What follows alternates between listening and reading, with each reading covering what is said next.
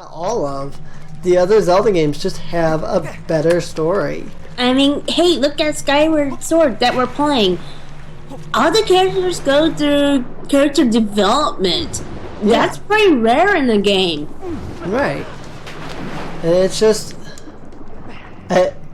going back, playing through Ocarina of Time properly, getting a chance to play through the whole game the way it was meant to be played. I just found that I didn't care for Ocarina of Time because, again, the Ocarina of Time had so many problems. There was absolutely no character development in the entire game. There was barely any story, even with all the cutscenes. Yeah, there were so many cutscenes that you just kind of... I can't tell you how annoyed I was going through the creation cutscene for the third, fourth, fifth time because of the fact that the game had glitched the first time. And I'm like, every time I got to, I finished the Deku Tree, you had to sit through that long cutscene about the creation of Hyrule. And it's just, yeah, sure. First time you play it, it's cool looking. Second time you play it, okay, can I skip this please? Third time you play it, do I have to really watch this cutscene again? Fourth time you play it, okay game, I'm really getting tired of this. By the 10th time you've played the game, I don't want to even look at this game anymore. In fact, I've seen this cutscene so many times now that I know how long it takes, and I'll go make a sandwich and come back to the game after I'm done eating my, after I'm done getting my sandwich. And I'm literally stuck at this section because I missed a key. That's why that's why that pillar is there, so that if you miss the key, you can leave the dungeon and go back.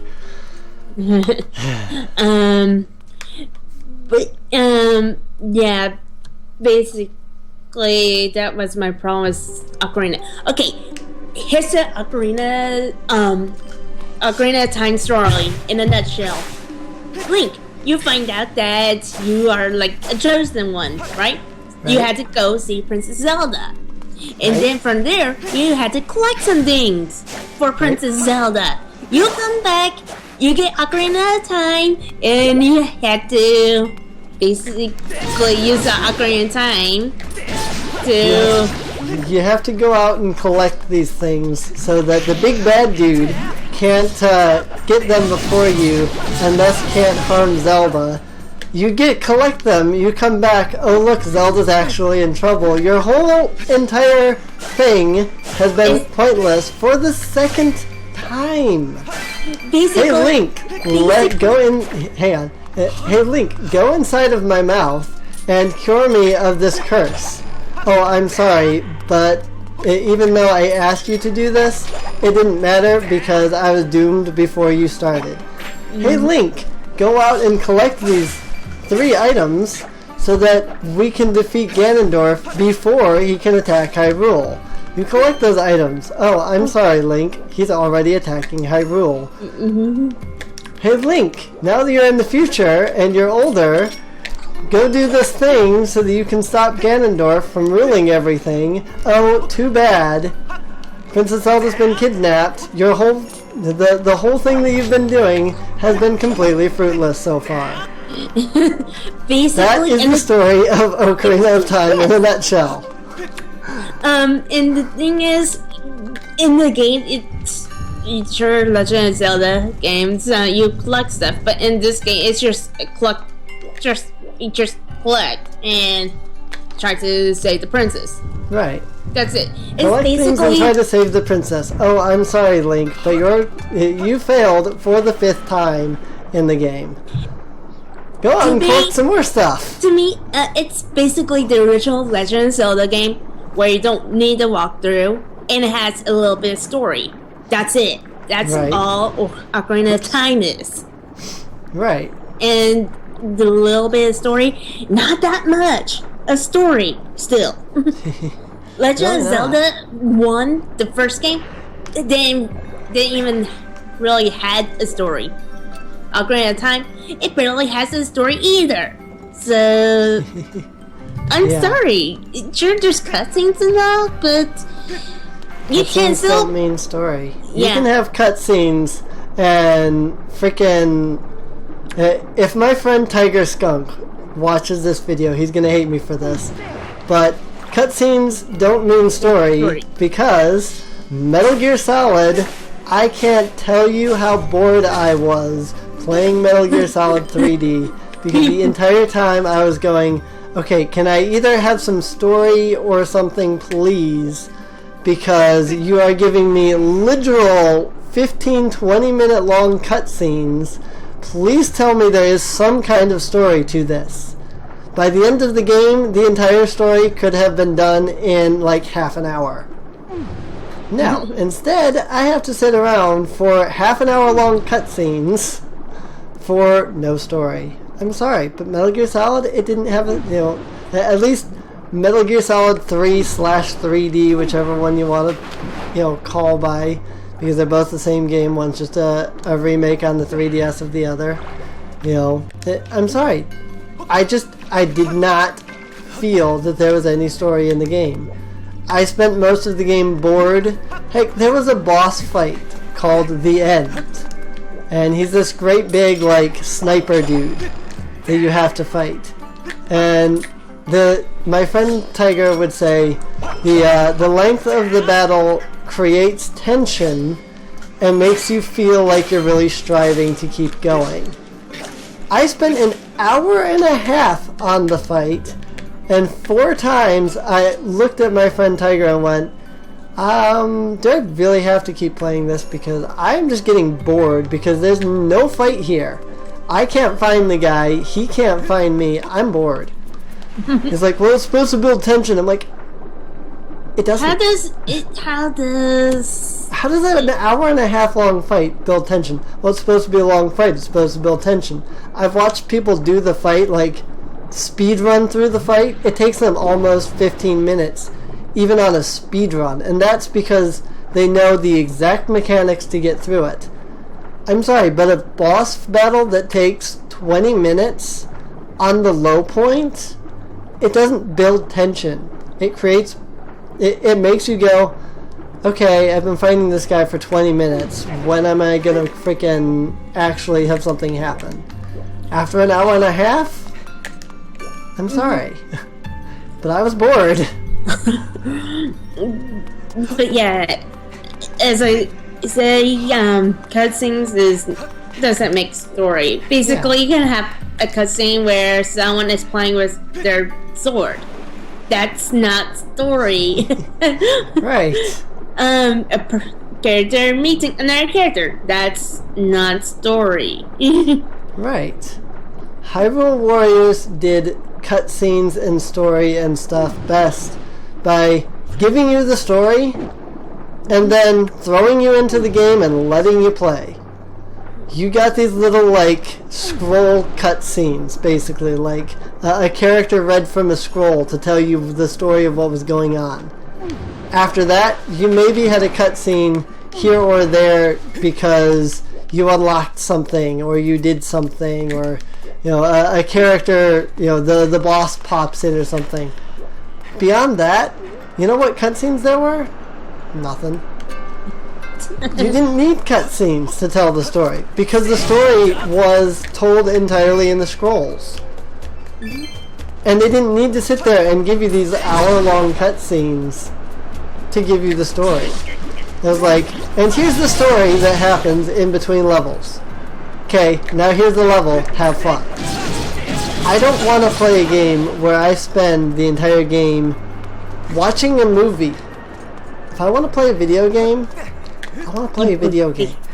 I will admit, okay, I am a huge Spyro, I'm a huge Spyro fan, right? And even I admit that the first game basically had no story. It's just you saving dragons and being the final boss, right? Right. Yes.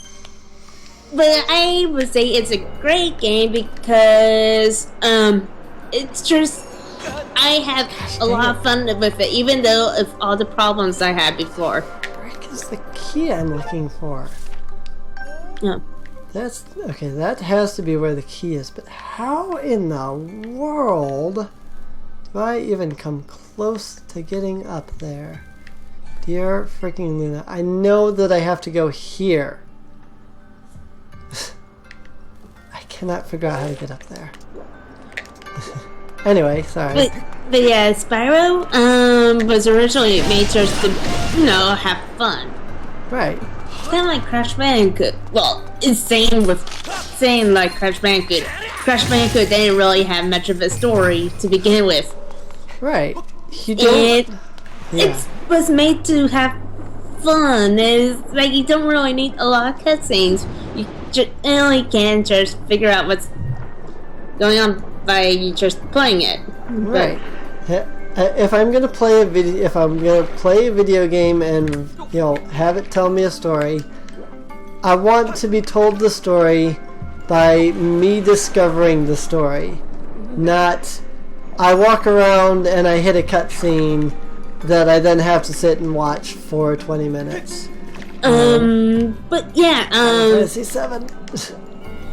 And Spyro 2 and Spyro 3, yes, the story wasn't huge again, but this thing, this will take me up there, but I don't know how to activate the stupid thing. I know that that's what I'm looking for, is a way to activate that. And I know that the way to activate it is somewhere up above. But for the life of me, I cannot even begin to figure out where the heck I'm trying to go. I need to get here. There's a switch. Actually, I think it's up here. One of the two. There's either over here or here. There's a switch on one of these that activates that thing, and it spews me up to where the key is. But I don't know how to get up to these places. There is no way up. And it's not by going through this fish mouth, which is what I would imagine it would be, because I hit the switch to open the fish mouth. I remember you generally had to go through an area and then you come back to the top. Yeah, that's what I was thinking, but there's no way. Like, this is the only spot, but there's no... Unless there's a secret opening that door, I can go back to it. Okay. But yeah, honestly, I like Ocarina of Time, but the story, which they were trying really hard to show that there is a story, it's not good. Right. They tried so hard to connect the story of Ocarina of Time to A Link to the Past and the other games like that they forgot to give Ocarina of Time a unique story of its own. Like Twilight Princess, Skyward Sword, Majora's Mask. Yeah, even Majora's Mask, which I haven't really fully played because I kind of hate. Majora's Mask has the best freaking story. I kind of stopped playing the Nintendo 64 version because I kind of hate the save system, and honestly, it gave me a game where it's all basically forces you to be concerned about the time. Yeah, that terrifies me. I'm sorry, but I hate being under pressure like that. It's not comfy, and I don't understand why people generally like time trial like games very much. That I can't tell you. I don't understand that at all myself either. But like Majora's Mask, I understand, and it's the whole concept, the whole idea, and the story itself for Majora's Mask is interesting. Ocarina of Time isn't at all. It's just find the help the princess, collect items. That's it. Right. Like I said, the problem with Ocarina of Time was they wanted to tell the story of the imprisoning war from A Link to the Past. They did that. Mm-hmm. That was all they did. Yep. There was no other story to it. And okay, while that's great that we got told that story, there was no. If you weren't a Zelda fan and you didn't know the Imprisoning War, it was a generic story, and it felt boring. I'm sorry, but people can tell me all they want. Ocarina of Time was so great. And I'll listen, and I'll let them, and I will be like, okay, that's your opinion. You're entitled to your opinion. I will not tell you that you're wrong. I'm glad you enjoyed Ocarina of Time. Far be it from me to tell you that you can't enjoy this game that you enjoyed, because, yeah, sure. You enjoyed it. Go right freaking ahead and enjoy it. As for me, I'm sorry, but I wasn't a Zelda fan when being a Zelda fan and playing Ocarina of Time was a thing, and so I never experienced Ocarina of Time the way that people experienced Ocarina of Time. But yeah, just like me, I had no problems when playing Ocarina of Time like Emily did, and honestly, yeah, I enjoyed it, but I don't really need to explain because I already explained it so many times now. Right. But I honestly think like Mario 64, Banjo-Kazooie, those are better Nintendo 64 games. A lot better. Just because they had a story, interesting ones, and they don't even have much story with them. They don't. It's just, okay, here's the beginning, and you can just go and play, and then you get the ending. Right. Ocarina of Time forces you the story that you do understand, but it's like you generally don't care. It's like, sure, okay, I had to help the princess, beat the bad guy. You do that every game, basically. You always save a person and you defeat the bad guy. That is generally at least 70% of games. Yeah. And I understand you want to show us the lore. That's fine. But the fact that somehow I went backwards on my whip. Don't know how. But yeah, that's kind of weird. But I think I'm just so confused and disoriented that I'm not seeing what I'm doing anymore. I think I need to desperately take a break from this game. We have actually been recording one episode now for an hour and 11 minutes. It's probably because we can't help but talk about how Ocarina of Time isn't the best game that everyone keeps saying it is. Right. Our experience with Ocarina of Time are so... you just can't explain our experiences with Ocarina of Time in a short period. And it's, I'm like, if I could speak, I love to try to keep episodes down to, half an hour. And I'm sure that all of you will have, watching this now are like, so this was all, like one big recording, because like you'll be seeing this like as like 3, maybe even 4 episodes, and so it'll be like, oh, okay, so that's that's how long they recorded individually, but it's just to say, all in all, we don't hate people who loves the game extremely. We don't mind that. Oh, really? It's just that for us, we generally didn't have much fun as other people. It's very important And this is why we've been still just talking about it. It's very important to understand that a lot of how people enjoy games is entirely based upon the way they experience the games and what happened during their experiences with them.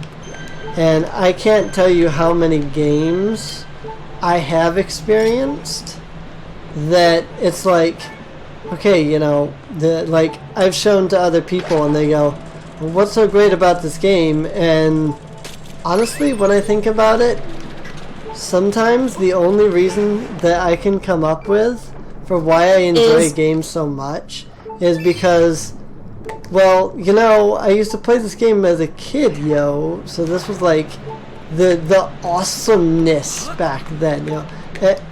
And as much as nostalgia isn't wrong, you know, it's not a wrong idea, you know. Just because you enjoy the game because of the, you know, just because you enjoy the game because of a nostalgia thing, that's not bad.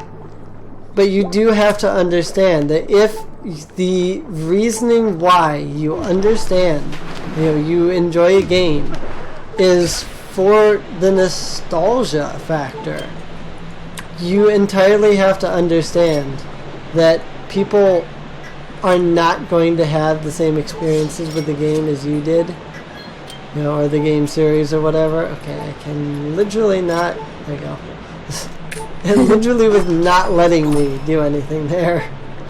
I think one of the main reasons why I didn't like Ocarina was because it was overhyped as hell.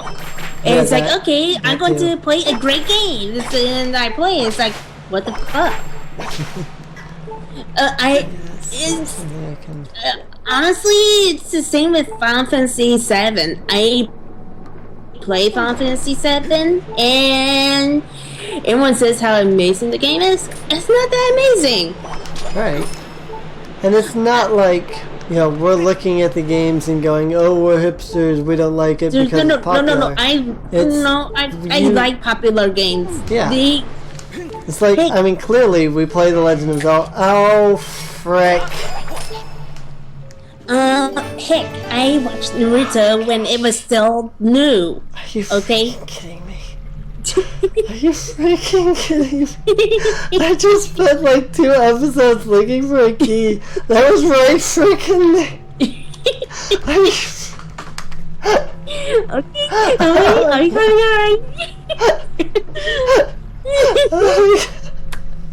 like I looked, like I was just like, okay, I'm got to be missing something, and I walk up here and I see the Bokoblin. I'm just like, oh fuck, it's right freaking there. I've been searching this whole time. It's right freaking there.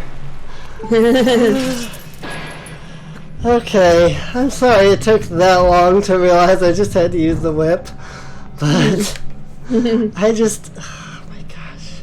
It's okay. Okay. Anyway, it's very important, absolutely important to understand when you like a game. You know, it's not bad that you like a game. It's not bad that you like a game because it's popular. It's not bad that you like a game because, you know, you remember playing the game as a kid. I can't tell you how many games that I like, that I would love for people to play because I'm like, I used to play this as a freaking kid all the time and you've got to play this game. But you have to understand. You know, we didn't play these games when we were 6, 7, 8 years old. We didn't play these games in 1997 when the games came out, you know, and I don't want to say it's, you know, it's not wrong for you to enjoy the games because you enjoyed them like as a kid and whatnot, but you have to understand that it is wrong to tell somebody that their opinion is wrong, that they're dumb because they don't like a game or something because of a nostalgia feeling that you have towards that game. You know, there is so much Ocarina of Time trolling and hate, and not hate's not the right word, but Ocarina of Time, like the people that don't really like Ocarina of Time and like people hating on them, like death threats, things like that against people just because they didn't grow up in the right time period to enjoy these games. Do I like Ocarina of Time? As a game? Yes. As a Legend of Zelda game? Yes. Yes. As Ocarina of Time, the amazing game, it's in, you know, it just makes blah. No. No at all. It's just like how to... It's so funny whenever I encounter someone who likes Legend of Zelda, the original game, and I'm like, are you fucking mad? Okay, Legend of Zelda, I played that as a kid. It practically gave me nightmares, probably. You know why? No matter how many times I play it, no matter how many hours I put in it, I could never get far. Stop the beeping! Kill me! The little beeping will go away! But yes, the thing is, unlike other kids, I did not have Nintendo power. I just had to go along with what I had, which is no internet, no walkthroughs, nothing, and just me and the controller. Yep. That's it. And guess what? I hated Legend of Zelda as a kid, but I kept trying because we had limited games. Right? Yeah. I mean, totally understand. I can't... Yes. Yeah. It's like... I can't admit Legend of Zelda, the first game, was ever a good game.